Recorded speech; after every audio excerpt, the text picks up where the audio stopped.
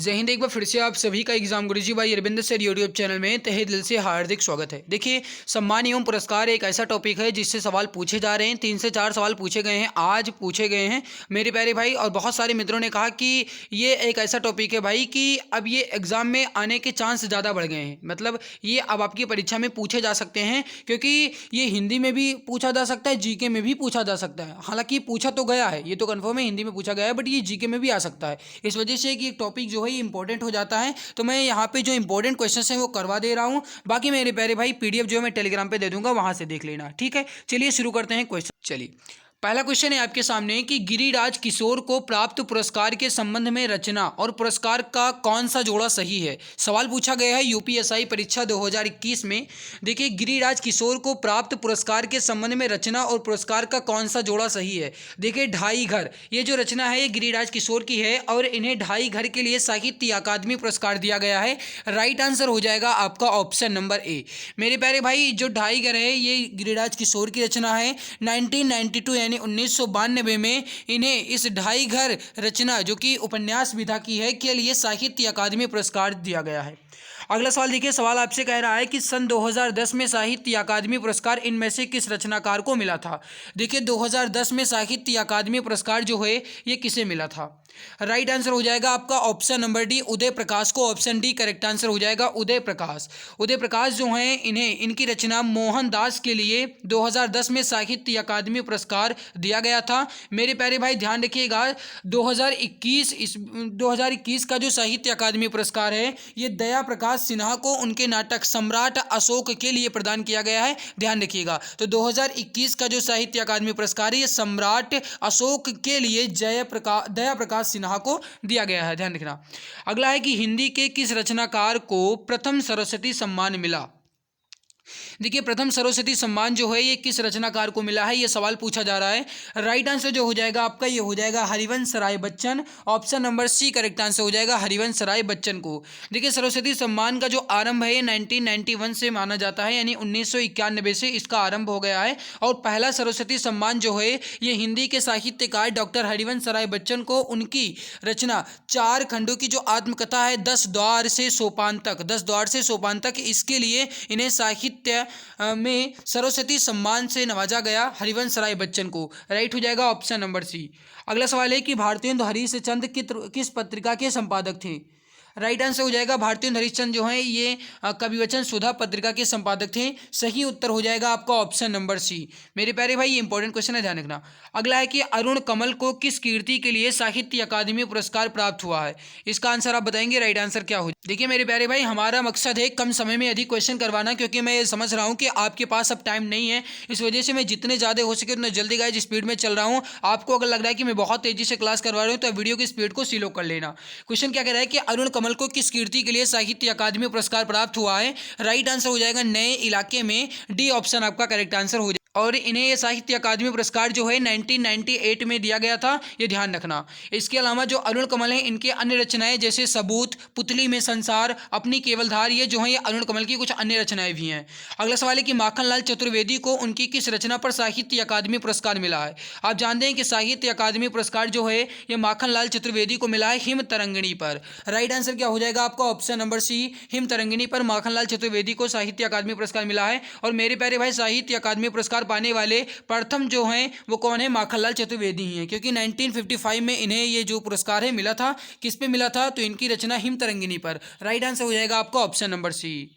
अगला सवाल है कि सुमित्रा नंदन पंत की किस कीर्ति के लिए ज्ञानपीठ पुरस्कार मिला है। देखिए मैं आपको बता दूं ये इंपॉर्टेंट टॉपिक है मेरे प्यारे भाई, और मैं जितना ज़्यादा हो सके उतना जल्दी और जितना ज़्यादा हो सके उतना ज़्यादा क्वेश्चन करवाने की कोशिश करूंगा। तो प्लीज़ आप भाई अगर चैनल पे पहली बार आए हो तो सब्सक्राइब जरूर कर लो, ताकि आने वाली हर एक नई क्लास की नोटिफिकेशन मिला करे। मैं डेली एनालिसिस करके हर एक बच्चे से पूछता हूं कि कौन से क्वेश्चन कब पूछे जाते हैं, और उस पर मैं तुरंत वीडियो लेकर आता हूं, उस पर मैं तुरंत आपकी क्लास लेता हूं, ताकि गाइस जो आगे आपके एग्जाम होंगे उसमें जो बच्चों का पेपर नहीं हुआ है उनको इसका फ़ायदा मिल पाए। ठीक है, तो प्लीज़ अगर आप चैनल पर पहली बार आए हो भाई तो सब्सक्राइब कर लो, मेहनत अच्छी लग रही है। देखिए सुमित्रा नंदन पंत को किस कीर्ति के लिए ज्ञानपीठ पुरस्कार मिला है? राइट आंसर हो जाएगा आपका ऑप्शन नंबर वी, चिदम्बरा के लिए। ऑप्शन बी करेक्ट आंसर हो जाएगा।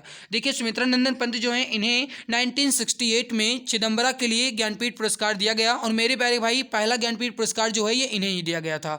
ऑप्शन नंबर बी आपका जो है करेक्ट आंसर हो जाएगा। प्रथम ज्ञानपीठ पुरस्कार जो है हिंदी भाषा के लिए वो चिदम्बरा पे ही दिया गया था। सुमित्रा नंदन पंत को कब दिया गया? 1968 में। अगला सवाल है आपके सामने कि किस कीर्ति के लिए अमरकांत को साहित्य अकादमी पुरस्कार दिया गया? देखिए अमरकांत को किस कीर्ति के लिए साहित्य अकादमी पुरस्कार दिया गया, यह सवाल पूछा जा रहा है। बताइए राइट आंसर क्या हो जाएगा? सही आंसर हो जाएगा आपका ऑप्शन नंबर बी, इन्हीं हथियारों से। इन्हीं हथियारों से जो रचना है ये अमरकांत की है और इन्हें इनके लिए साहित्य अकादमी पुरस्कार दिया गया। कब दिया गया? 2011 में। 2011 में जो साहित्य अकादमी पुरस्कार है ये दिया गया था। मैंने बता दिया कि साहित्य अकादमी पुरस्कार जो है सबसे पहले माखनलाल चतुर्वेदी को उनके काव्य रचना हिमतरंगिणी के लिए 1955 में दिया गया था। 2011 में इन्हीं हथियारों से इस रचना के लिए अमरकांत को दिया गया। अगला सवाल है कि हिंदी में दूसरा ज्ञानपीठ पुरस्कार पाने वाले साहित्यकार कौन है? क्योंकि पहला जो है सुमित्रा नंदन पंत का है, ये आपने अभी देखा 1968 में दिया गया और दूसरा जो ज्ञानपीठ पुरस्कार है ये दिया गया है रामधारी सिंह दिनकर को। कब दिया गया है मेरे प्यारे भाई? तो 1972 में और ये इनकी रचना उर्वशी के लिए। तो जो दूसरा ज्ञानपीठ पुरस्कार है ये रामधारी सिंह दिनकर जी को दिया गया 1972 में उनकी रचना उर्वशी के लिए। तो राइट आंसर क्या हो जाएगा आपका? Option number B, Ramdhari Singh Dinkar. आगे बढ़ते हैं अगला सवाल है आपके सामने कि मैथिली शरण गुप्त को किस कीर्ति पर मंगला प्रसाद पारितोषिक मिला है? देखिए बताइए इसका राइट आंसर क्या हो जाएगा? मैथिली शरण गुप्त को किस कीर्ति पर मंगला प्रसाद पारितोषिक मिला है? मेरे प्यारे भाई इंपॉर्टेंट सवाल है, ध्यान रखना। राइट आंसर हो जाएगा आपका option number B, Saket. Saket जो है मेरे प्यारे भाई ध्यान रखिएगा ये जो है ये एक महाकाव्य है, इस बात को भी आप ध्यान रखना। तो साकेत जो है ये महाकाव्य है और इस महाकाव्य के लिए मैथिली शरण गुप्त को मंगला प्रसाद पारितोषिक सम्मान से नवाजा गया। और कब मेरे प्यारे भाई? तो 1932 यानी 1932 में। ध्यान रखिएगा। इसके अलावा जो मैथिली शरण गुप्त हैं इनकी रचनाएं हैं भारत भारती, पंचवटी, यशोधरा, जयद्रथ वध, द्वापर, झंकार, जय भारत। ये जो हैं ये मैथिली शरण गुप्त की कुछ अन्य प्रमुख रचनाएं हैं। अगला सवाल है कि ज्ञानपीठ पुरस्कार 2017 से सम्मानित हिंदी साहित्यकार इनमें कौन है? कहने का मतलब है 2017 में ज्ञानपीठ पुरस्कार किसे दिया गया था? राइट आंसर हो जाएगा आपका option number B, Krishna Sobti को। ऑप्शन बी करेक्ट आंसर हो जाएगा, कृष्णा सोबती को दिया गया था। मेरे प्यारे भाई इस बात को ध्यान रखिएगा। और जो असमिया कवि हैं नीलमणि फूकन जूनियर को वर्ष 2020 में 56वां दिया गया था। और जो कोंकणी उपन्यासकार हैं दामोदर मौजो इन्हें वर्ष 2021 में 57वां ज्ञानपीठ पुरस्कार दिया गया। तो आपसे पूछा जाए कि 2020 का 56वां ज्ञानपीठ पुरस्कार किसे दिया गया तो आप क्या कहेंगे? नीलमणि फूकन को। 2021 का 57वां ज्ञानपीठ पुरस्कार किसे दिया गया? तो दामोदर मौजो को दिया गया। अगला सवाल है कि हिंदी में साहित्य अकादमी पुरस्कार सबसे पहले किस साहित्यकार को मिला? सवाल बिल्कुल वही है, बस लैंग्वेज चेंज करके पूछा गया है। ये भी आपका यूपीएसआई में पूछा गया, जो मैंने अभी जस्ट थोड़ी देर पहले कराया वो भी यूपीएसआई में ही पूछा गया। साहित्य अकादमी पुरस्कार माखनलाल चतुर्वेदी को मिला था 1955 में। राइट आंसर हो जाएगा डी ऑप्शन आपका, माखनलाल चतुर्वेदी को हिमतरंगिणी के लिए। और मेरे प्यारे भाई 2021 में किसे मिला? मैंने बता दिया है पहले भी, फिर से सुन लो, दया प्रकाश सिन्हा को। इनकी रचना सम्राट अशोक के लिए, जो कि एक नाटक की विधा है।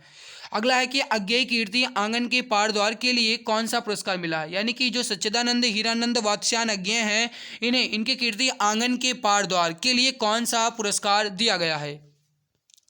सही आंसर हो जाएगा आपका क्वेश्चन नंबर 13 का, ये करेक्ट आंसर हो जाएगा साहित्य अकादमी पुरस्कार 1964 में। 1964 में सच्चिदानंद हीरानंद वात्स्यायन अज्ञेय को आंगन के पार द्वार के लिए साहित्य अकादमी पुरस्कार दिया गया। ऑप्शन नंबर बी आपका जो है करेक्ट आंसर हो जाएगा। इनके कुछ अन्य प्रमुख कविता संग्रह हैं जैसे भग्नदूत, चिंता, इतलम, हरिघास, क्षणभर और बावरा अधेरी। इसके अलावा इंद्रधनुष, रौंदे हुए। इसके अलावा अरि ओ करुणा प्रभामय, कितनी नाव में कितनी बार। काफ़ी ज़्यादा इंपॉर्टेंट ये है, कितनी नाव में कितनी बार, इसको ध्यान रखना, ठीक है। चलिए आगे बढ़ते हैं, अगला सवाल देखते हैं। अगला सवाल है आपके सामने कि किस कीर्ति के लिए गिरिराज किशोर को अकादमी पुरस्कार प्राप्त हुआ? अभी थोड़ी देर पहले आपने पढ़ा है और पहला ही क्वेश्चन ये था। बताइए, देखो सवाल भाई लगभग वैसे ही रहते हैं, बस लैंग्वेज चेंज किया जाता है, समझ जाऊँ। राइट आंसर हो जाएगा आपका ऑप्शन नंबर ए, ढाई घर। ढाई घर के लिए गिरिराज किशोर को साहित्य अकादमी पुरस्कार दिया गया। ये अभी थोड़ी देर पहले आपने देखा है। बाकी यहाँ पे इनकी कुछ अन्य कीर्तियाँ दी गई हैं, आप देख लेना, ठीक है। अगला सवाल है कि भारत भारती पुरस्कार 2014 किस साहित्यकार को मिला? 2021 की परीक्षा में पूछा गया कि 2014 में जो साहित्यकार हैं ये इसमें से कौन से हैं जिन्हें भारत भारती पुरस्कार 2014 से नवाजा गया? राइट हो जाएगा आपका option number D, Kashinath Singh को। ऑप्शन डी करेक्ट आंसर हो जाएगा, काशीनाथ सिंह। काशीनाथ सिंह जो हैं इन्हें भारत भारती पुरस्कार 2014 दिया गया।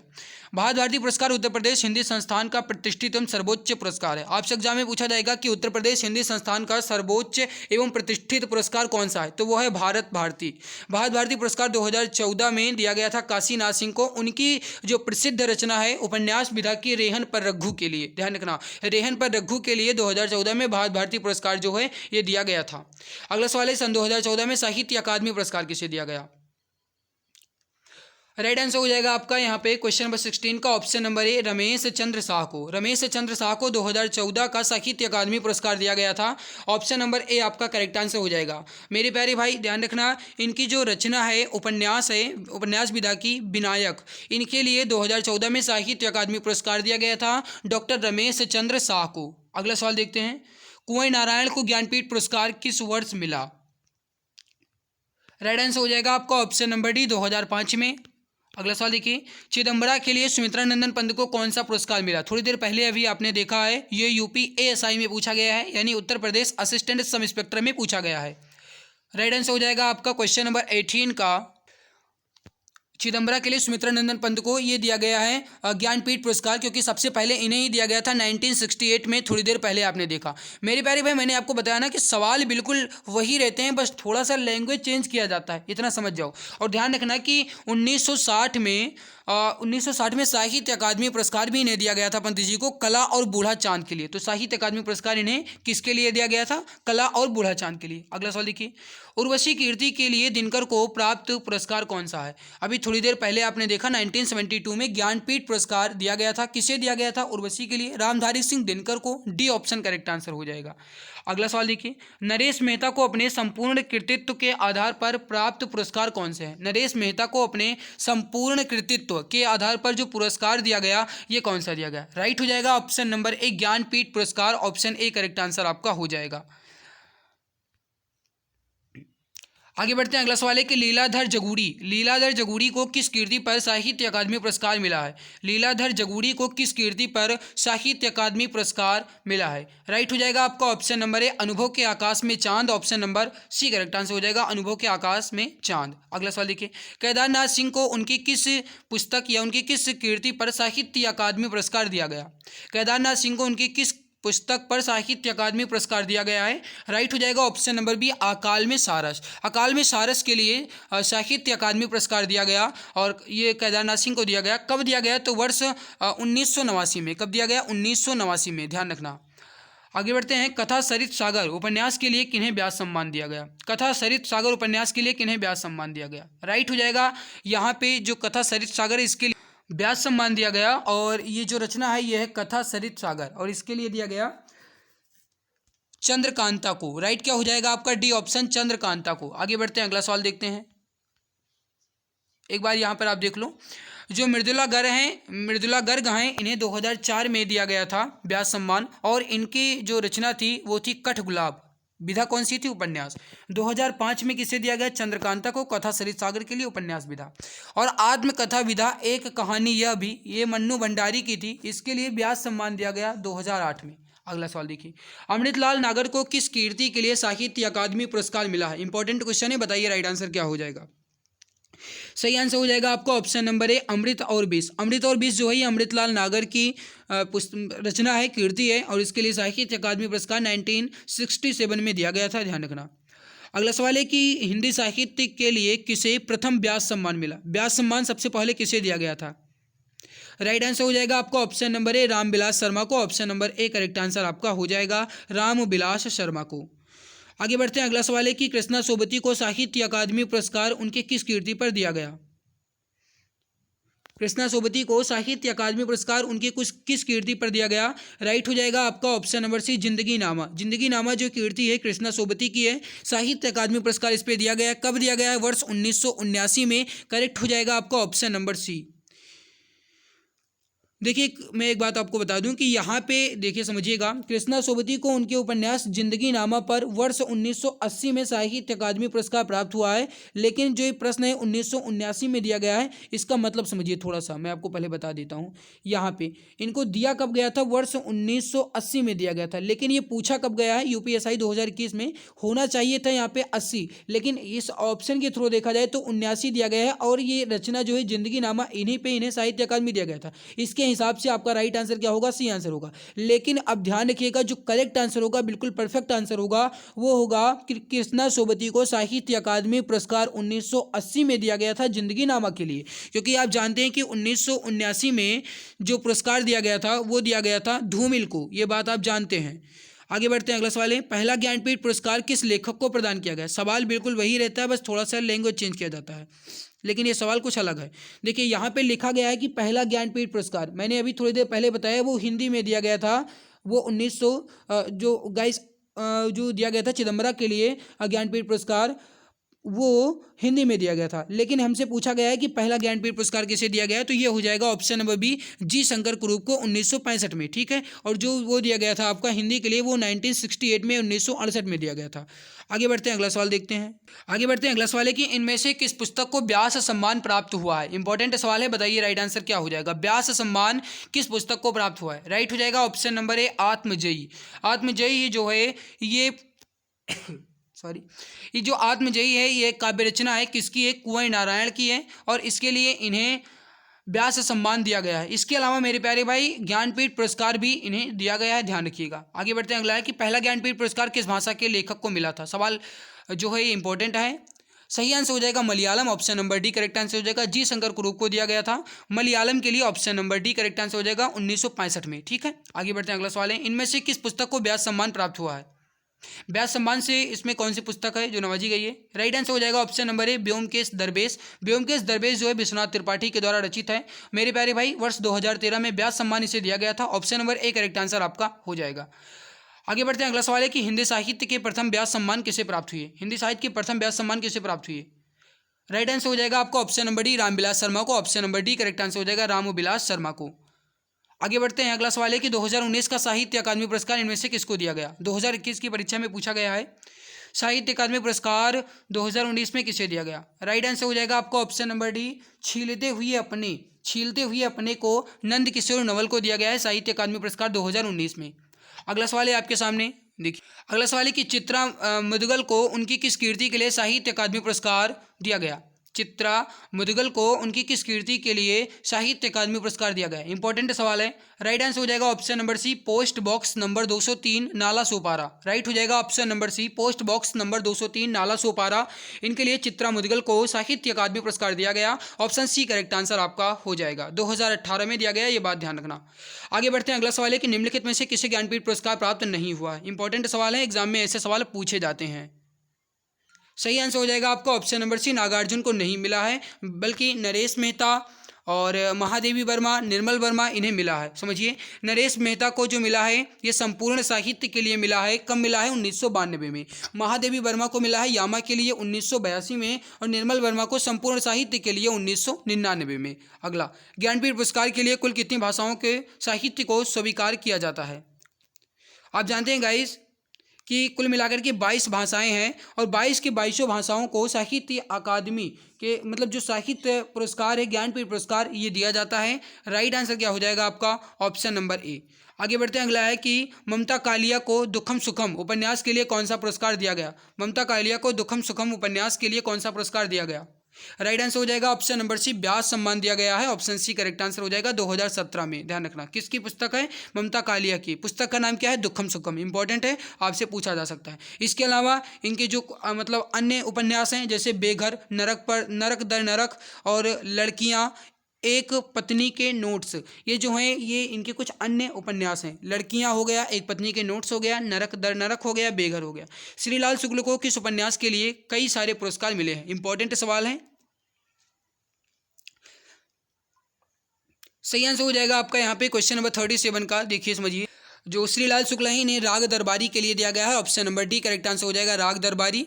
आगे बढ़ते हैं, अगला सवाल है कि कुंवर नारायण को किस कीर्ति पर व्यास सम्मान मिला है। थोड़ी देर पहले आपने देखा है राइट आंसर हो जाएगा आपका यहाँ पे जो कुंवर नारायण है, 1 मिनट, जो कुंवर नारायण है इन्हें ब्याज सम्मान दिया ही नहीं गया है। जो कुंवर नारायण है इन्हें ब्याज सम्मान नहीं दिया गया। ये सवाल गलत पूछा गया था 2021 में, ठीक है।